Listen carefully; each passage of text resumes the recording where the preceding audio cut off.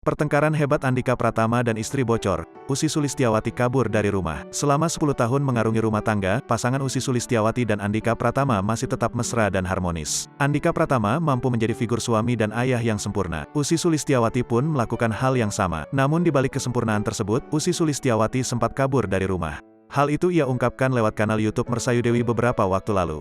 Andika lantas membeberkan masalahnya dan Ussy saat itu lantaran ia sempat berbohong soal rokok kepada sang istri. Yaitu karena bohongnya enggak kelar-kelar, ketahuan lagi. Ketika satu kebohongan kebongkarkan, jadi rasa percayanya kekikis. Jangan-jangan lo bohongin gue juga untuk urusan lain. Jadi, dia mikirnya udah kemana-mana, jelas Andika. Bukan hanya sekali rupanya, Ussy mengaku dirinya tak hanya kabur ke apartemen melainkan juga ke hotel. Pada akhirnya Ussy memilih legowo soal rokok dan hal itu justru membuatnya lebih tenang. Pernah ke hotel dan apartemen juga. Itu doang bawa anak-anak. Dulu kita berantem benar-benar cuma rokok lagi, terangnya. Sampai akhirnya udahlah, akhirnya pas rokok aku lepasin, ikhlas, masalah yang rokok itu enggak pernah terjadi lagi. Cuma rokok-rokok itu doang, tandas Ussy.